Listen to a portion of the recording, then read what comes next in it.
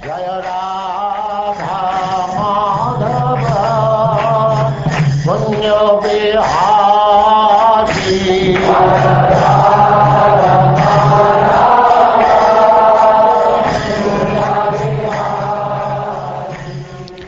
And now chapter 18, Maharaja Pariksit cursed by a Brahmin boy.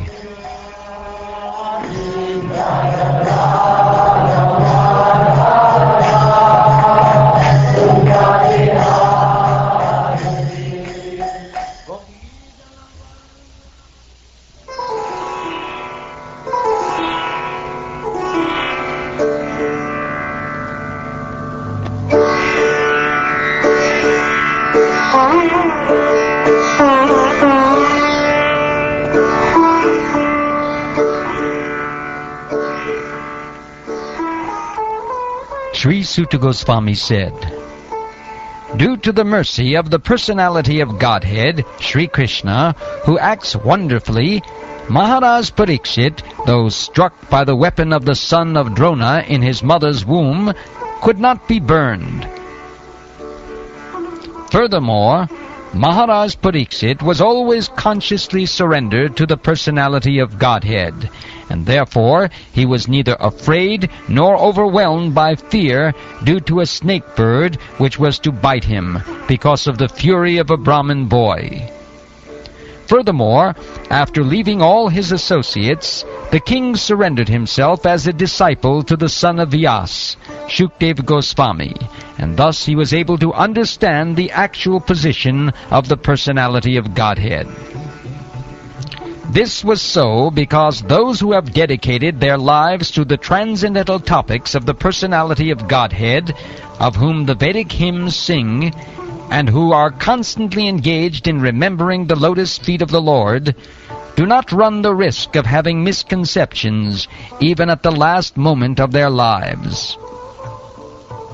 As long as the great, powerful son of Abhimanyu remains the emperor of the world, there is no chance that the personality of Kali will flourish.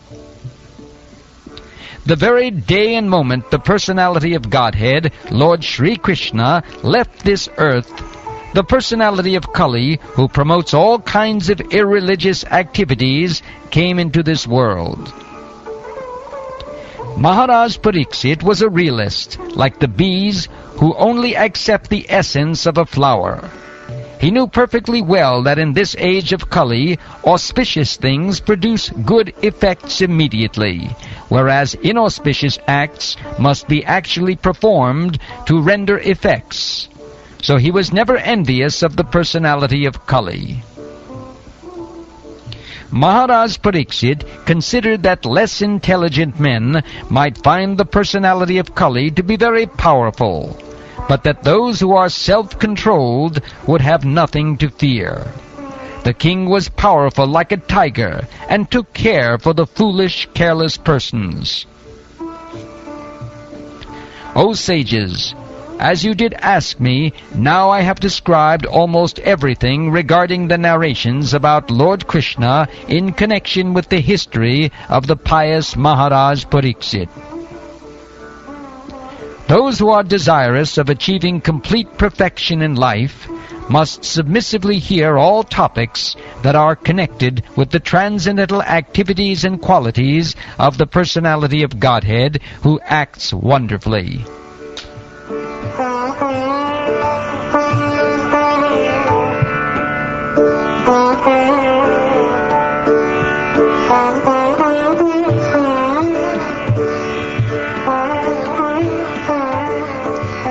The good sages said, "O grave Suta Goswami, may you live many years and have eternal fame, for you are speaking very nicely about the activities of Lord Krishna, the personality of Godhead. This is just like nectar for mortal beings like us. We have just begun the performance of this fruitive activity, a sacrificial fire, without certainty of its result, due to the many imperfections in our action.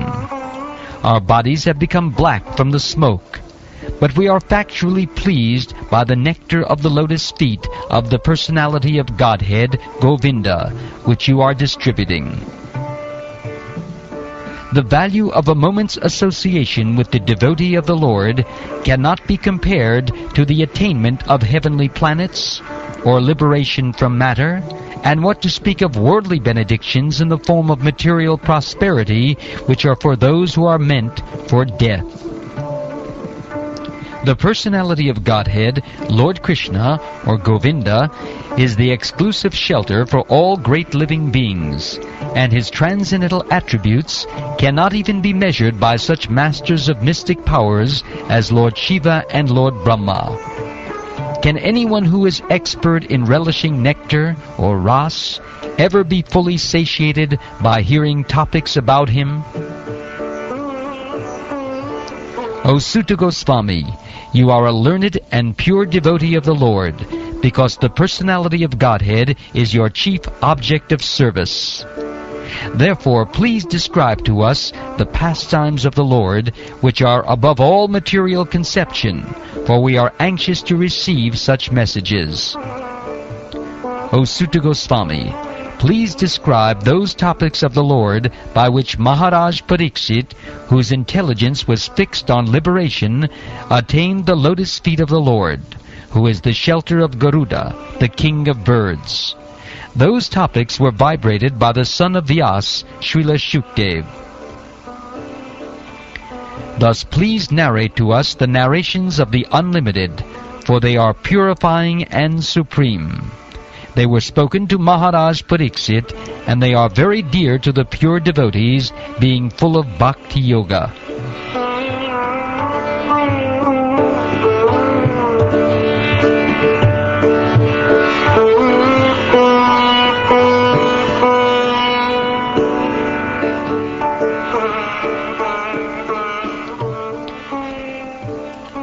Sri Suta Goswami said, O God, although we are born in a mixed caste, we are still promoted in birthright simply by serving and following the great, who are advanced in knowledge.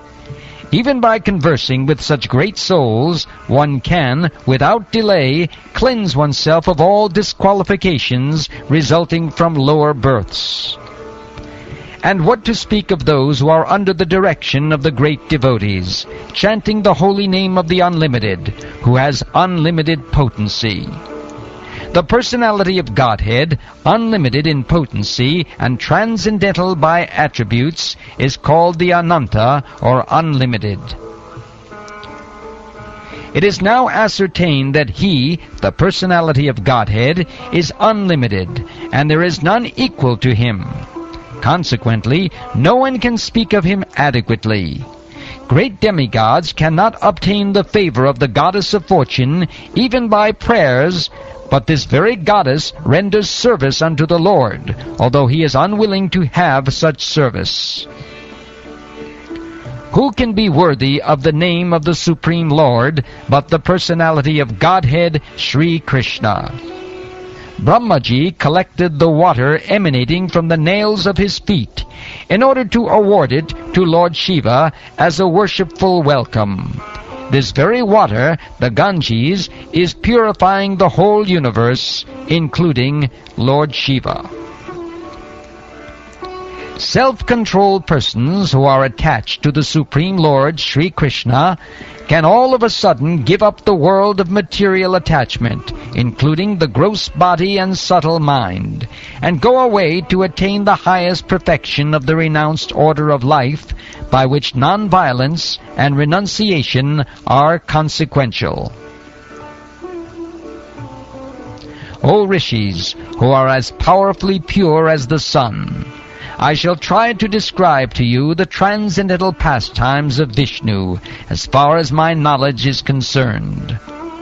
As the birds fly in the sky, as far as their capacity allows, so do the learned devotees describe the Lord, as far as their realization allows.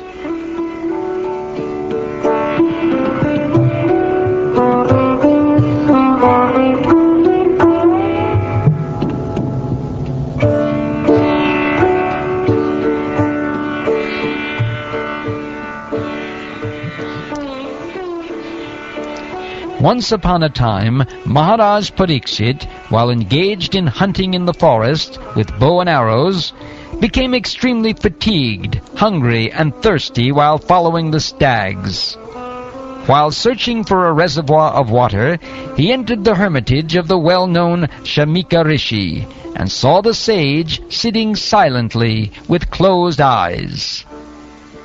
The Muni's sense organs, breath, mind, and intelligence were all restrained from material activities, and he was situated in a trance apart from the three states of wakefulness, dream, and unconsciousness, having achieved a transcendental position qualitatively equal with the Supreme Absolute. The sage, in meditation, was covered by the skin of a stag, and long compressed hair was scattered all over him. The king, whose palate was dry from thirst, asked him for water. The king, not received by any formal welcome, by means of being offered a seat, place, water, and sweet addresses, considered himself neglected, and so thinking, he became angry. O Brahmins, the king's anger and envy directed toward the Brahmin sage were unprecedented, being that circumstances had made him hungry and thirsty. While leaving, the king, being so insulted, picked up a lifeless snake with his bow, and angrily placed it on the shoulder of the sage. Then he returned to his palace. Upon returning, he began to contemplate and argue within himself whether the sage had actually been in meditation with senses concentrated and eyes closed, or whether he had just been feigning trance just to avoid receiving a lower kshatriya. The sage had a son who was very powerful, being a Brahmin son. While he was playing with inexperienced boys, he heard of his father's distress, which was occasioned by the king. Then and there the boy spoke as follows.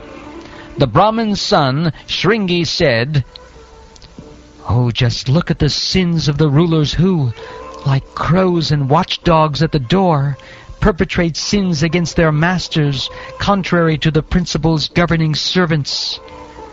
The descendants of the kingly orders are definitely designated as watchdogs, and they must keep themselves at the door. On what grounds can dogs enter the house and claim to dine with the master on the same plate? After the departure of Lord Sri Krishna, the personality of Godhead and supreme ruler of everyone, these upstarts have flourished, our protector being gone. Therefore, I myself shall take up this matter and punish them. Just witness my power."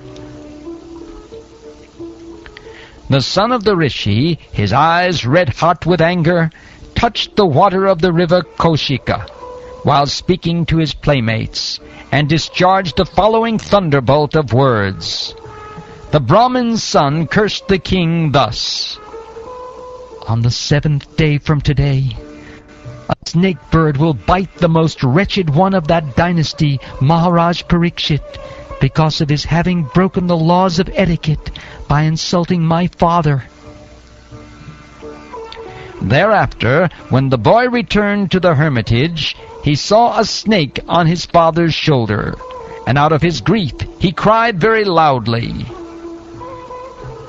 O Brahmins, the rishi, who was born in the family of Angira Muni, hearing his son crying, gradually opened his eyes and saw the dead snake around his neck.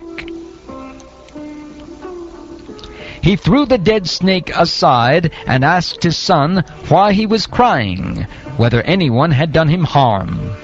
On hearing this, the son explained to him what had happened. The father heard from his son that the king had been cursed, although he should never have been condemned, for he was the best amongst all human beings. The rishi did not congratulate his son, but on the contrary began to repent, saying, "Alas, what a great sinful act was performed by my son! He has awarded heavy punishment for for an insignificant offense. Oh, my boy, your intelligence is immature, and therefore you have no knowledge that the king, who is the best amongst human beings, is as good as the personality of Godhead. He is never to be placed on an equal footing with common men. The citizens of the state live in prosperity, being protected by his unsurpassable prowess.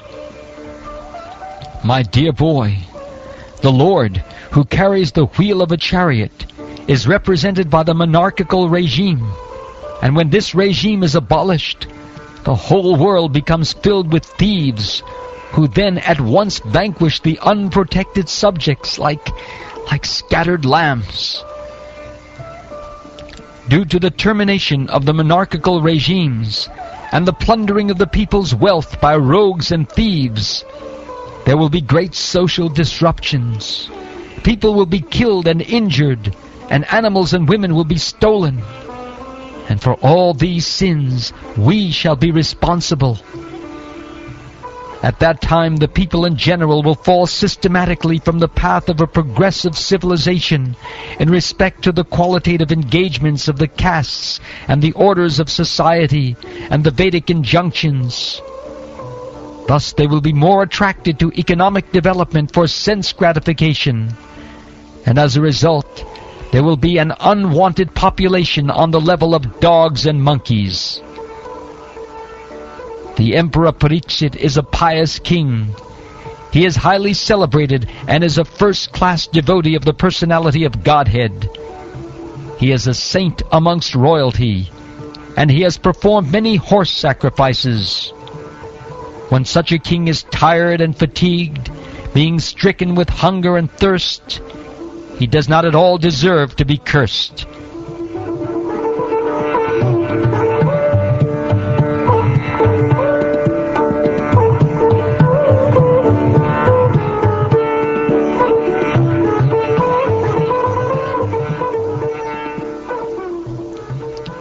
Then the Rishi prayed to the all-pervading personality of Godhead to pardon his immature boy, who had no intelligence and who committed the great sin of cursing a person who was completely free from all sins, who was subordinate, and who deserved to be protected.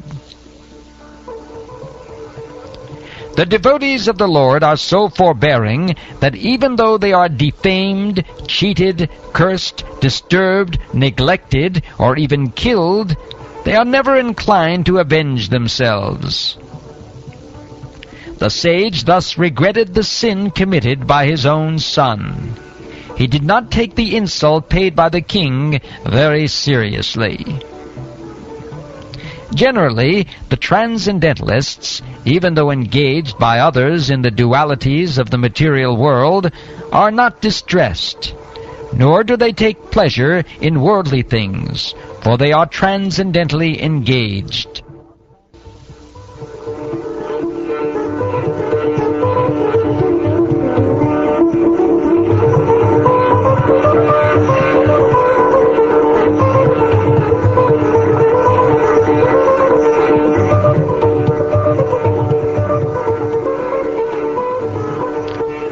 Thus ends the 18th chapter of the first canto of the Srimad Bhagavatam, entitled Maharaja Pariksit Cursed by a Brahmin Boy.